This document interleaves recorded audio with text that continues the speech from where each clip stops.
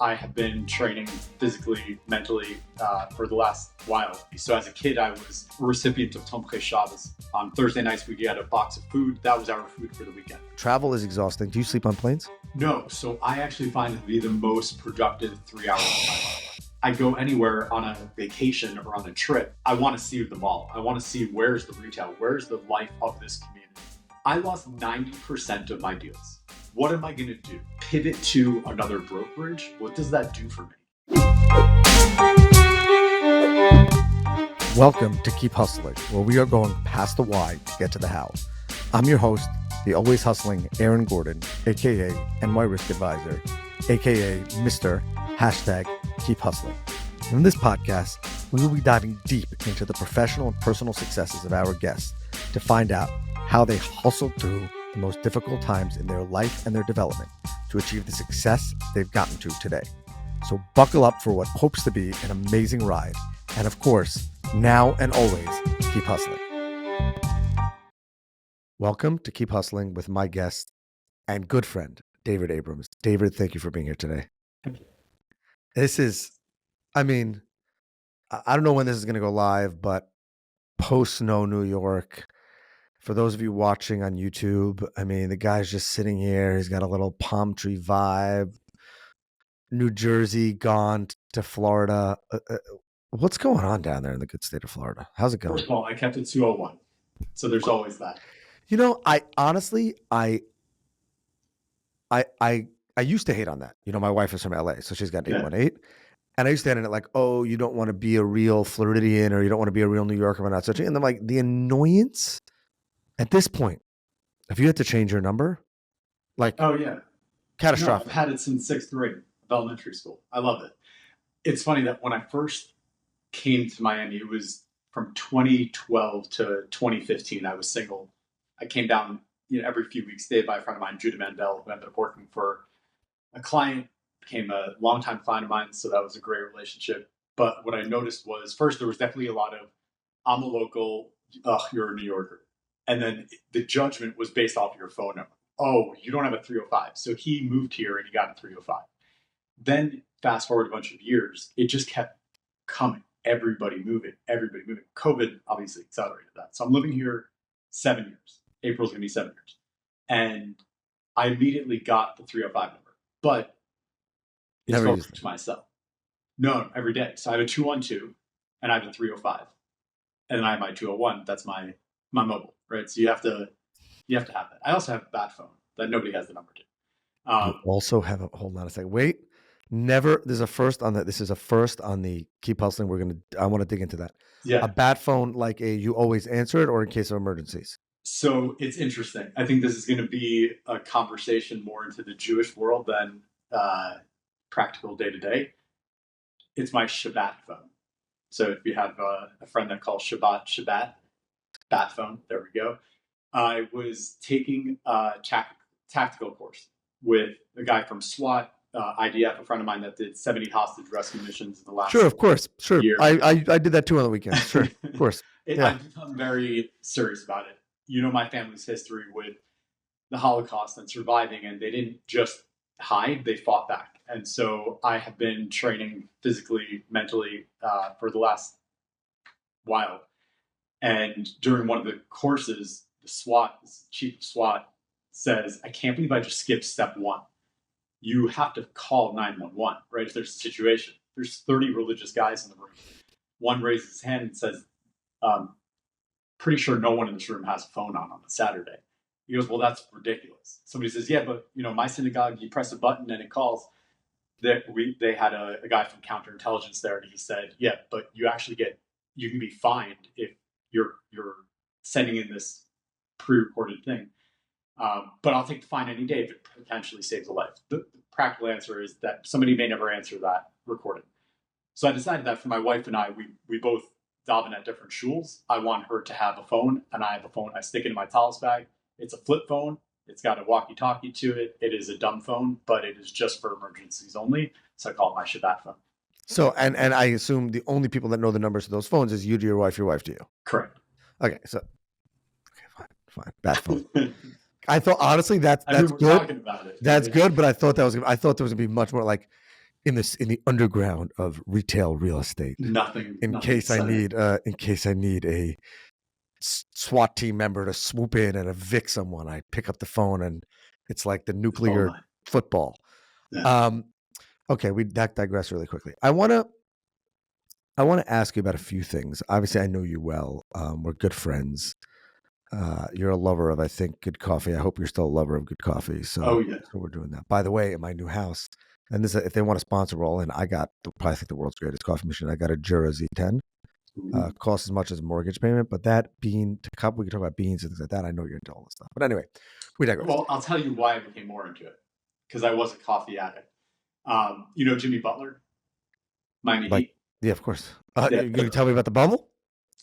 I repped him on Big Face. I did his first deal, Miami Design District, a couple months ago. So he and I were walking in Design District, and he goes, "What kind of coffee do you drink?" I'm like, don't ask me that. If you're in the street, what kind of coffee? I'm like, Starbucks. And I just get that judgment. And he goes, "What do you drink at home?" I said, "Please don't make me answer that. 1, I have an espresso. 2, elite instant coffee on Shabbos." Horrible. It's the worst. But why did you pour over? I've done it all, but I was so ashamed, and I said, I promise the day that we sign the lease, I'm going to buy a legit coffee machine. So I have my grinder, I have my machine, now I have my beans. My wife is a dietitian. We have the mold-free, fancy beans, game changer. But now I'm a coffee snob. I used to think I was. And by the way, I will tell you one thing, and this is, again, I love how we're talking about coffee right now. The simplicity of pour over coffee, as opposed to, everyone thinks that, it has to be complicated. And obviously, grinding your own beans, all that, I'm into it. I love it.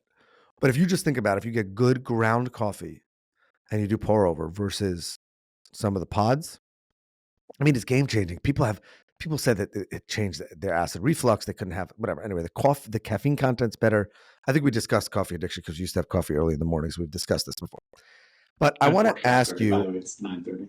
Yeah, well, no, that's not. No, I'm talking about early. We used to early. You made a decision early on in your career to bet on yourself.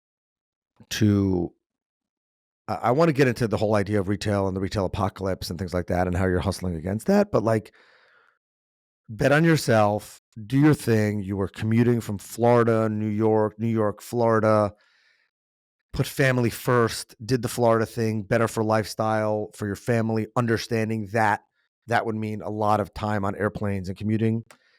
I love to get into your mindset about how you decided to do that and kind of, I know you're a very thought out person. So the thought process there and kind of how that evolved and what you've kind of seen there. Yeah. So first, what actually triggered this whole thing was a quarter life crisis, right? I had everything fall apart within 5 days, Monday through Friday. Everything that could have gone wrong went wrong in my life. My wife went away for the weekend.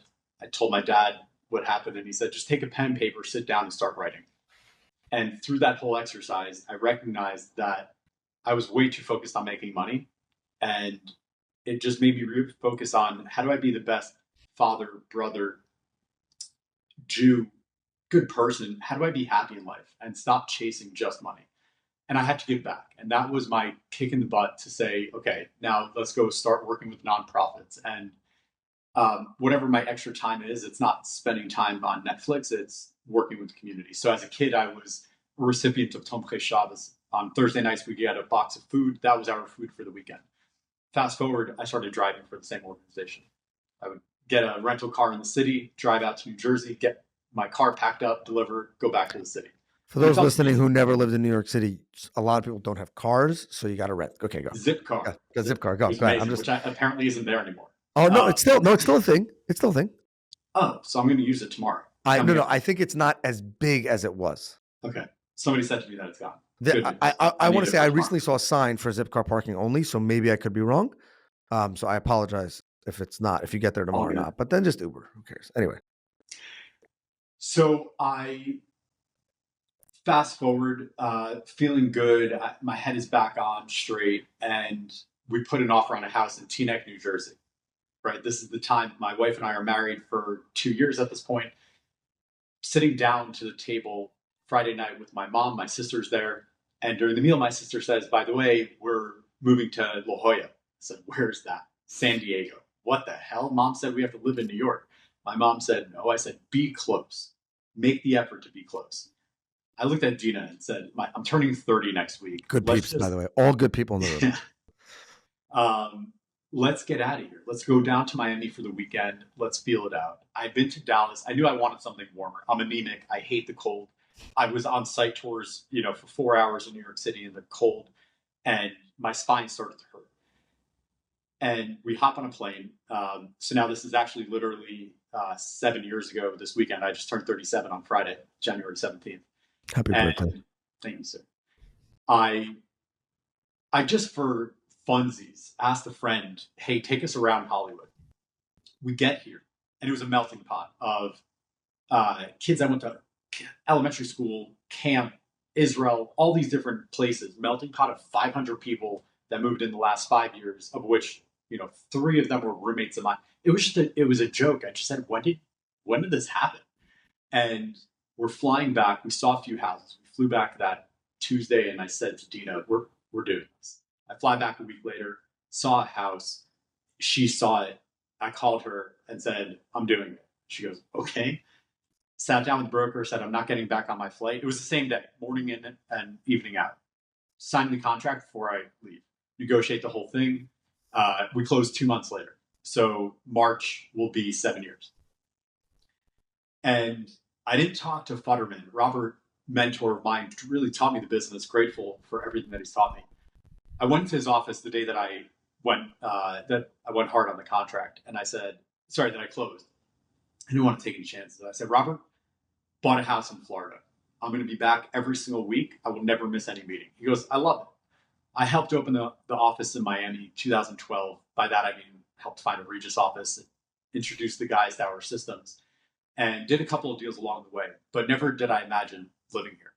And so, honestly, it was just a lot of faith it till you make it. And I will be at any meeting. So for the first little bit, I was just booking a flight the night before meetings. And then all of a sudden I found my cadence. And I realized your dentist has 2 days in one office, 2 days in another. There are days where you just say, I can't meet you there. So I realized that's, to me, Tuesday morning to Wednesday night in New York. So I have 6 months booked out every single day. You look at my JetBlue, you will see I have a flight. I can cancel it. Some weeks I go Monday through Thursday, others double booked, multiple days. And it became routine. And I think that it was just entertaining when people, when I first moved, said, oh, it's going to get so exhausting. The advice I actually listened to was, don't lose your relationships in New York. Work those relationships.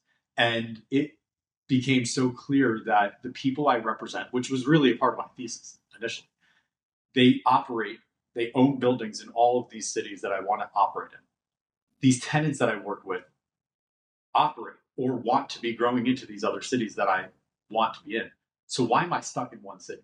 And ultimately, it ends up being that I fly all over the country all the time. And New York, Florida is such a good hub. Obviously, New York is a great hub. But I have never had a flight that I couldn't make. In 7 years of living here, I've never been asked to be at a meeting that I didn't make. It's doable. 100%. And I think that, it's interesting because I'm also doing that. We have 3 offices now. We're expanding and doing things like that. And I think that, my commitment to my clients and to, our hub that's in New York City is I'm not going to say no to coming into the city for a meeting because it's in the city. Now, if I have other meetings booked somewhere else, if I'm in Florida for the day meeting with a client, then I'm sorry I can't come there. But if I lived in Manhattan and my only office was in Manhattan, I also wouldn't be able to make it that day. So I think that also people realize that it also plays into something that I've learned from you, which is that like super structured calendar, which is a level some people might say insane. Yeah. But I also, I think that travel is exhausting. Do you sleep on planes? No. So I actually find it to be the most productive 3 hours of my life. I go in, if you look at my calendar for tomorrow morning, I have a 6 a.m. flight at Fort Lauderdale, landing at LaGuardia. I have every single 30 minutes a different task that I want to accomplish. So by the time I've landed, I've already crushed my day. And then I land and I typically have a call at 9 o'clock. So I want to talk about this hustle. I want to talk about the hustle thing, but 1 second. Are you telling me that you're the guy who pulls out the laptop or the iPad and is like just pounding away for the entire flight? You can speak to AmTrust Realty. I learned a little trick This is not FAA approved. I was on a Teams call. Zoom does not work. However, Teams does. I was on a phone call with an analyst from the time I was standing in LaGuardia until I flew back to Fort Lauderdale, walked out to my car, and then ended the call. So typically I'm not on a call. I think that's kind of rude to be sitting there talking the entire time. But I find that the plane, 3 out of 5 flights, I am networking with the person sitting next to me. So I'm either on my computer or I'm talking to the person sitting next to me. Did I ever tell you about the sick business idea I had for new business on flights? Okay, so it was a joint idea. I was in sales school at AIG Insurance, and we had to come up with the craziest idea for bringing in new business. And I pitched my dad on this afterwards, and he told me that I was a nutcase, but that's okay. My idea was to get like a NetJet subscription, one of those. Yeah. And find the most popular routes for CEOs and executives. Like when there's a conference in Vegas, there's a lot of planes that go like me, and go 2 places one way on joint private jets. So shared planes, still a private jet, but a shared plane, not a just, you could do both. You can either pay for the whole plane or just pay for a seat on the plane. And basically these people would be stuck next to me for 4 hours going to Vegas. You know that a person who's flying like that has to have a certain amount of net worth or pull in their company or power, or leverage. And then I would fly back commercial. I mean, literally like land, spend an hour in the airport and fly back. But that's a productive 4 hours. I couldn't figure out the ROI, but that was my funnel. Yeah. I would tell you that first class will do the same. Sometimes my father's pitch on that was the reason why people are flying that way very often is because either they want to work or they don't want to be bothered. So, and my thing was if it works 1 out of 10 times, it can probably pay for itself because of the way it works. I think that first class works the same. I also think that when you talk about comfort, and there's not the luxury, because if you're flying, I'm a loyalist to Delta. No offense to JetBlue. It's just I live in Queens, New York. Yeah. LaGuardia. It's like when I was in New York, I was a Delta guy until I moved here. Yeah. And you're not talking about sitting in the lap of luxury in first class, but I also think that when you talk about the annoyance of flying, you can get on the plane last or first, depending on how you want. You can be the first person there and sit and work, or you could be the last person who walks on that plane tomorrow morning if you're flying first class, and then you could be the first person off. So you cut like an hour off the trip, potentially. Yeah. Okay, I don't know how we got into air travel, but I want to. But I just want to say on that note, I think the funniest comment I got this past week was I was at a fundraiser, and I just saw a guy, older guy in a room full of 30, 40, 50-year-olds. I go for the 70-year-old because chances are, like the first class, you're one of the heavy hitters. Sure enough, have a great conversation with him. And as I'm just talking personal, and he goes, "So what do you do?" I said, "Have a firm. We focus on retail leasing, capital markets." And I handed my business card. He goes, "Of course you're good with my business card." I said, "Well, you asked what I do, so now you might as well get in touch with me." If you are on a plane and you have the opportunity to network, you better have a business card on you. You have to have some form of communication. Not everybody wants to give you their phone number on the spot. I would say that most of the time it works out for me to get that, but be prepared. Have a business card on you. I've said that in the past also to college kids. Like, how do you get into a networking event and not have communication, right? It's so funny because I was on the anti-business card route for a while. Yeah. And I have a friend who he's much better at it. Like he'll get your number out of you. Like but I actually think that with the demise or downfall of business cards became more valuable. So there was this thing, I don't know if you and I ever discussed this, but there was a thing where there was a company that was making business cards that were just slightly taller than the standard card stock. Mm-hmm. So when you at the end of the networking event at night, you put the thing on your nightstand and there was one card that stood out. Yeah. I think that now every business card is like that. Yeah. I think when that guy gets code on mine. You have a what? So I have a QR code. Me too. But I'm just saying, but the point I'm making is the guy gets off the plane, he pulls everything out of his pocket. Yeah. And there's a business card. How many business cards did he get that day? It's not a networking event where he walks out with 50. But I want to go back to just something. What's interesting is you said that you doubled down on family, yet you've that you spend less time with meaning someone might say that you spend less time with your family because you just said that you're booked 6 months out for at least one night in New York, a full 48 hours. So Yeah. I assume, I don't know if Dina's a psychopath like you. I said that live on the air where she's willing to get up at 4 o'clock in the morning, but let's assume that the house is quiet when you leave tomorrow morning, every Tuesday morning, Yeah. and it's quiet when you return Wednesday night. Yeah. Right. So how do you then balance it on the back end to make up for that? I mean, what's the mindset? How do you hustle that way, but then you also said you wanted to put family first and that kind of stuff. So keep in mind a few things happen. One, my kids were babies when I was already doing this. So this is actually routine to them also. So very early on, we established we're not buying stupid toys for our kids every time I go to the airport. I, as a kid, never got presents like that.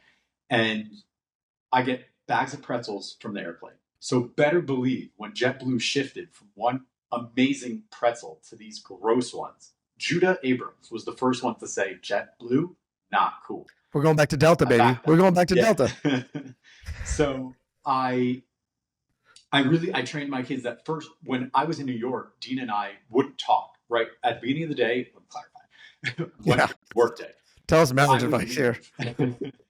I would leave at the beginning of the day, come back at the end of the night. I wouldn't call her during the day, and it was understood I'm working. Now, even if I'm in Florida and wherever I am, I will just call. I'm in the bathroom for 30 seconds. Hey, what's up? How you doing? Okay, great. Love you. Bye. That's it. We found that we actually talk so much when I go to New York because I just have a little break here or there. I FaceTime them right when I get to LaGuardia. She's dropping them off at school. I FaceTime at night right before I go to a dinner. And we talk the entire time. So the kids, it really doesn't faze them, which is amazing. Has that ever come up? Daddy, please don't leave. For sure. 10 seconds later, it's fine. They're 4 and 6. Will that shift over time? Potentially. But I think that it really has to do with how are you spending your time when you're actually with them so that they are conditioned like, no, daddy loves me. He's doing this for me, right? If you ask Judah, why does daddy work? For money. That's what I'm doing right now, right? And he gets it. And so the other piece of it, though, is that my sister, Brooke, moved to La Jolla. My older sister, Dina, moved to Israel. And I'm in Florida. So now all of a sudden, my mom went from having 4 children within a 15-minute drive to 4 different, very different well, sorry. Eliza is in the building next door to her. They are best friends. And it's amazing. And Eliza, my oldest sister, great sibling. Rock. Thank you so much for doing it. Rocks. You rock. Yes. But I will tell you that 2 weeks ago on a Tuesday night, I was IT man in my mom's apartment for an hour and a half, right? So do you stay there? I don't typically stay there. I stay at a hotel in the city. But I will often go to Eliza, probably 4 or 5 times in the last few months where it's just nieces and nephews are there. I can go back after a work dinner. We hang out at night. We do breakfast in the morning. I head to the office. So it is really nice that we get to do that. I don't get to go to Israel every day, but the fact that I can go to New York or LA, I've actually gone to San Diego multiple times for site tours. So Gorgeous. it's actually great. Gorgeous. Right? Yeah, I went to LA with Bondi Sushi. We drove down the coast, went down to San Diego, and I got to see the nieces and nephews.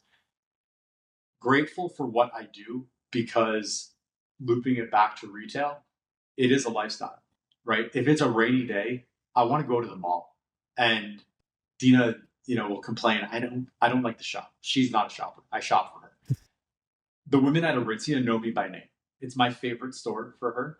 And I genuinely just love what I do because it doesn't feel like a job, right? I'm touching, I'm seeing the pricing and I'm learning. So it makes me energetic. So I go anywhere on a vacation or on a trip. I want to see the mall. I want to see where's the retail, where's the life of this community. So travel it energizes me. It's really funny and sad that people think that or told me that it was going to be exhausting when in fact it's the opposite.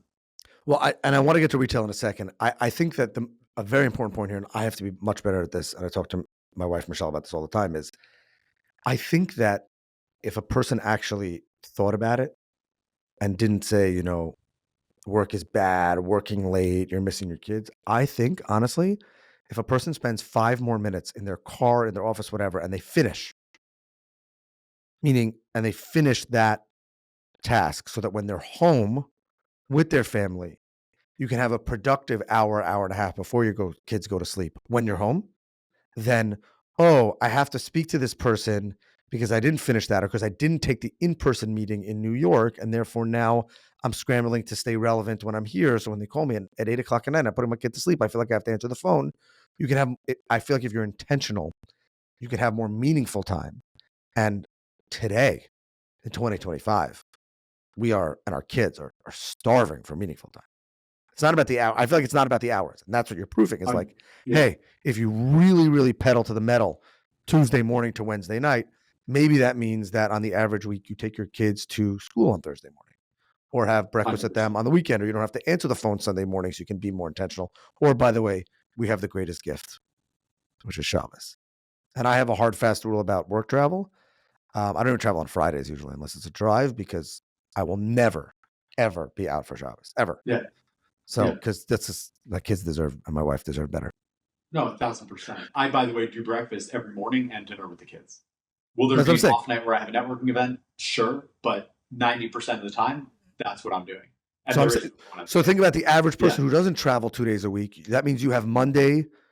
Thursday, Friday, Shabbos, Sunday.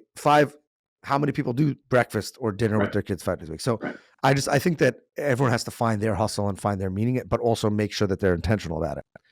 You said that you love the experience. I think that one of the things about Keep Hustling is that many people, we're losing experiences and we're losing the drive, and people are losing the drive to get out there and be a part of retail. Yet I I need you back on social. I need you back. I know you said you're coming back. I need I'm you back. coming. I I'm need you coming. back A few things because, happened. Yeah. but I know the brands you work with, just because I do, and I see them, and I love when I see one of their retail operations. I think that New York City, we're dying for it. We need it back. We need to fill these vacancies. We need to deal with it. But I agree with you. Part of the experience of going to a new city, it's like funny. I never grew up going to the mall because I grew up in Manhattan. But like, we're coming to Florida in a few weeks, and my kids are like, oh, when we go to Bubby, that's grandma's house in Florida, we get to go to the mall. I'm like, hey, my kids love that experience. So it's experiential, not just about buying, a hand sanitizer and Bath and Body Works. So where are we? Where are we going? How do we bring that energy back to inspire people's hustle? What do you see? And most importantly, how do you ran into the fire? You're that buffalo who ran into the storm of retail, not running away from it. So tell us about that. So talk social media first and then the real estate. Go for it. I moved out of my house last July to do construction.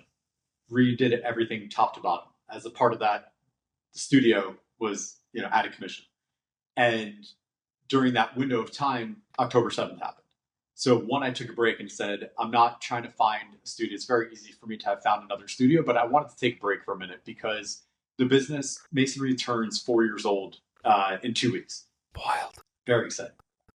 And there's a lot that I've been working on. I had this a handful of challenges. One, my son was misdiagnosed with autism. He has a rare genetic syndrome that took a lot of energy for us to figure out what was going on, the proper schooling, the proper support, and it was just time for me to focus on family. Right, I have my business where it's running. We have deals that we have to create, but this past year was a really strong year for business development. I wanted to put full focus on making sure that the growth of the business is just on fire. And at the same time, the family growth is on fire. So there was no time for social media. And August to September, that was my window. I said, you know what, after September, I'll come back. All of a sudden, in September, it was the holidays. And then October 7th hit, and I just said, I'm off social media. I just didn't want to touch it. And it was really relieving. I didn't realize how much pressure I was putting myself to do. I put out a video every single week for 2 years. And it wasn't always 3 weeks in advance. I think at the beginning of this, you said we're going to put this out in 5 or 6 weeks. I was doing it, filming on Thursday to post it on a Monday, right? Which meant that I was taking away some part of my time with my wife taking away some time on my Sunday with my kids. It just wasn't healthy. It wasn't what I needed to be focused on. And I sat down. You were talking about my calendar. I'm a huge planner. I sat down for 2 days in a row right before New Year's, a part of it on New Year's, and I put together my entire strategy for 2025. If you use Freeform, different than Notes on the iPad, you can just keep expanding the canvas. And it's incredible for my mind because I just have branch after branch after branch. Everything's connected in different buckets of what I had to do. I had to organize everything before I could actually put a timeline on it. So now that I have, if I accomplish everything in this Freeform spreadsheet in 2025, wow, masonry. Thank you, God. We're in a great place. But I had to organize it before I could actually structure the time. When am I putting, what is the cadence? What's Q1, 2, 3, 4? And that's how I prioritize. So very excited for what's coming. We rebuilt an entire custom website, going to launch that in the next couple of weeks. There's a handful of different projects that I thought about in 23 that I said I would do in 24. Here we are, it's 25. And I'm really hustling, happy baby. about that. Keep hustling. Yeah. Yeah. We did a lot of deals that some of them don't want us to talk about them, right? So there's that. And some of the coolest ones I'm excited to make videos about. But there are NDAs out there that I had to wait on. And I said, you know what, when I can talk about a few of those, I'll start talking. But the goal is to really start up again heavily. I love that. Retail. What?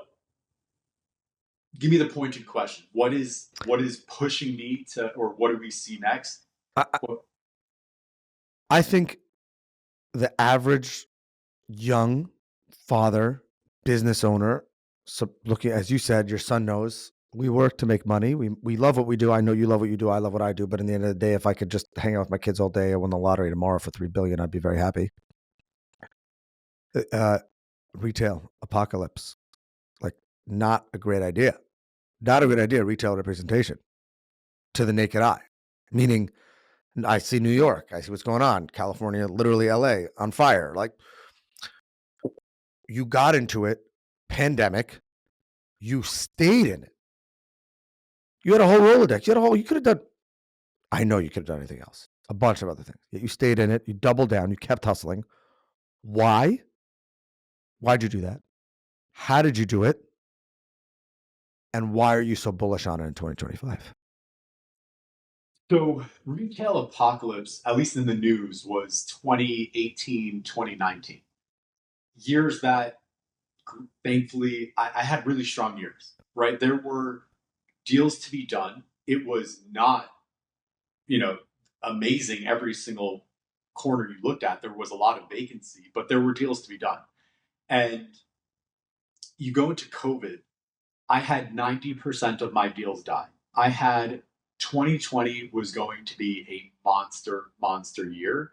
And I couldn't do anything but smile like I did in 2017. 2017 taught me shit happens. We moved to Florida and I have this on a security camera. I was here maybe 2 weeks. I pick up my phone, my watch, my wallet. I drop my watch and it shatters. And I took a beautiful photo. I'm not saying this to drop a name. I'm saying it because a Rolex is not meant to shatter, right? And it shattered. And I went to Tourneau, 57th and Madison, and I said, you sold me a fake watch. And they're like, no, we didn't. You have insurance? We're not even going to touch insurance. We're going to replace it. And Dina said, did you ever look at the video? And I looked back at it and you just see me smile. She goes, what were you thinking? I said, shit happens. Like, what am I going to do? It's a freaking piece of metal. Who cares? I have my health. Who cares? So over time, I started to listen to a friend, now mentor, close friend, Gedalia Fenster, who's Breslov. And there's this idea that Rabbi Nachman teaches you have to shatter your vessel to build a bigger vessel. I lost 90% of my deals. What am I going to do? Pivot to another brokerage? What does that do for me? Go to another company? When you ask, I had this Rolodex, but I had this love and this passion for retail, and I knew things are going to change. So I wrote 3 different business plans and thought, which is the best route? And I had a bunch of conversations about it. And I got shot down on a bunch of them. And the only one that stuck was do what you do. Just keep doing it. And Keep hustling. so keep hustling. Sponsored by Oh, here he Keep goes. Hustling. Yes, the swag. These sweatshirts are a part of, by the way, right? I bought this because I love you and I want to show you that I care about you, right? So you have this emotional relationship with certain brands. If a brand executes properly, you're buying it because they connect with you. And if I got a bunch of no's, sorry, preface with this is not me speaking poorly about Newmark in any way. I went from RKF 10 years, the last two with Newmark, part of the acquisition, and I asked them a bunch of questions. If I got a bunch of yeses, I would still be there. Thank God they said no. And so if I'm looking at my pipeline and it shows zero, I obviously, pipeline meaning I have potential to make things, but my current deals are dead. What better time to pivot than now? It will never be that I have zero, God willing, that I have zero deals close to the finish line other than right now. And so that was when I said, I need to get on the move and figure out the next step. And I majored in marketing. I love branding. I always wanted to tell my own story. I was always working against the current when I was dealing with the other marketing departments. And I wanted the marketing department to be mine. And that's not from a ego or control perspective. Like I am a perfectionist. I do like control. So some people might watch this and laugh about what I just said, but I'm thinking through it as I say it. I'm thinking about our pre-recording 20 minutes of perfection and angles and audio. But anyway, yeah. I love it. But I love it all. And my point is that Vanessa, who's my chief marketing officer, has been with me since day one. She and I just hit it off immediately. And she understood that what I mean by control is I want to put the right amount of resources, time, energy, and money into the marketing and don't spend it on things that I don't think are necessary for our job. I spent money, tremendous money, on building a custom sales force where I would love to challenge any big shop. We are paying for the same data as them. But the difference is that our back end is a behemoth and we are a boutique shop with an institutional delivery. So I couldn't have envisioned where we are today 4 years ago. I'm grateful to where we are and I'm just excited for what's next. But again, everybody told you were nuts for sticking with retail because everybody was buying online. Experience was dead, even before COVID or even after COVID, when people are not going back to their offices. So therefore they're not walking by the retail the same way they were on their way to and from work. Ebbs and flows. I understand the question. The best line one of my rabbis taught me was the heart rate monitor in a hospital room. If you are seeing a straight line, you are dead. If there are ups and downs, you are alive. Such is life. So everything goes up and down. I saw capital markets have great days and terrible days. And it was always the debt guys are super happy. They're, oh my God, amazing. Office is on fire. Retail, you suck. Right? Like that can't run forever. I believed the fact that it wasn't going to be forever. And the fact that I was able to get CEOs of major corporations on the phone to talk to me and understand and ask me questions. What are you seeing in the market? Why do you care what I have to say? Oh, because no one else is talking positively or informing you correctly about what's actually happening, right? So what I think is really scary is for the country, credit card spend is at an all-time high. That's not healthy for the average individual. However, it means ka-ching at the register, which means retailers are happy. And suddenly debt brokers are quiet. And office brokers, unless it's class A, are quiet. So will there be another day where retail is ignored? 100%. Because if you don't think that's true, your ego's in the wrong place. But the point is, if you continue to work on yourself and refine your business, no matter what type of retail you are, you will always catch the next wave to survive. And if you stagnate, you will fail. And we see that left and right. Major brands, doesn't matter if it's a good economy or a bad one, it happens. I think what's super interesting is how many different brands are popping up now. It's so easy to get in touch with manufacturers, and you can just start a brand and you can do drops. People are making $250,000 on a drop, and they're taking essentially no risk because they're pre-selling their product out of a garage, I right? love it. So Yeah. the opportunity is endless. And what I want to keep doing is identifying those brands at a young age and showing them e-com, great.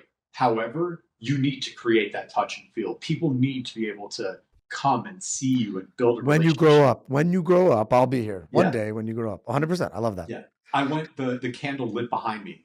I went to Buck Mason, and everybody tells me it's amazing. It's amazing. Go inside the store. I had my son with me, Judah. We walk in, and first of all, there's this gorgeous car. Obviously, he wants to touch it. No touching it, please, or just be careful.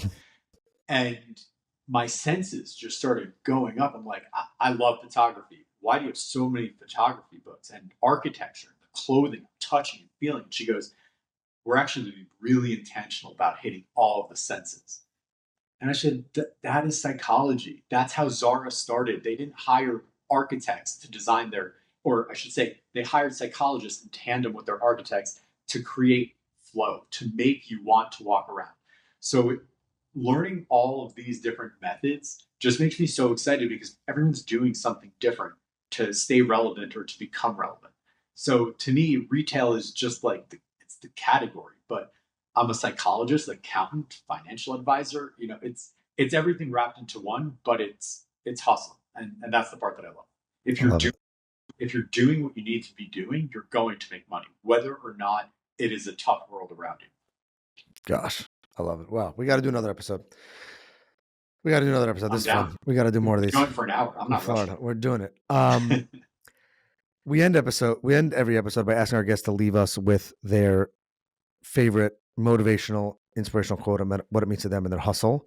So with that, I'm going to turn the floor back over to you, David. David Abrams. Everyone should check him out. He's going to be back on social soon. Masonry, true hustler, true New Jerseyer, not a real New Yorker, whatever it is, what it is, fine. I lived in New Jersey for about a year and a half. Yeah, whatever. It's fine. We're just going with it. And then whatever, Florida now, but whatever. But check him out. David, really thank you for being here. Thank you for inspiring me every day. No, for sure. So where I've heard this, it's happened multiple times, but where it was most meaningful, I went with my grandfather to Belarus, where he fought in the forest. And we went to the site where he showed me a trench that he slept in. It's just wild that it's all still in place, and they take care of it. And I said, I just want to sit down for a minute. Can we sit? We started talking, and he said, no matter how hard today is, tomorrow will be better. And if not tomorrow, the next day. And if not the next day, the day after. It will get better. Doesn't matter what the challenge is, you have to have faith that it's going to get better. And you think about the challenge that we have today. They're really meaningless in comparison to what happened to him and his family and so many. And whatever the struggle is, again, people complain about Wi-Fi going, right? And then there are people starving or people being murdered. It doesn't matter what the challenge is. I'm sorry that you are going through it, but it's going to get better. You just have to keep fighting for tomorrow. You got to keep hustling. Keep hustling. David Abrams, thank you again for being here. This has been another episode of Keep Hustling. Remember, do well by doing good, and always keep hustling. All right, hustlers, that brings us to the end of another fantastic episode. Thank you for listening. Be sure to subscribe to our podcast so you never miss an episode. If you have any suggestions, comments, or even just want to say hello, please feel free to reach out to us on all social media platforms. We are Keep Hustling Pod. Until next time, stay curious, stay hungry, and keep hustling.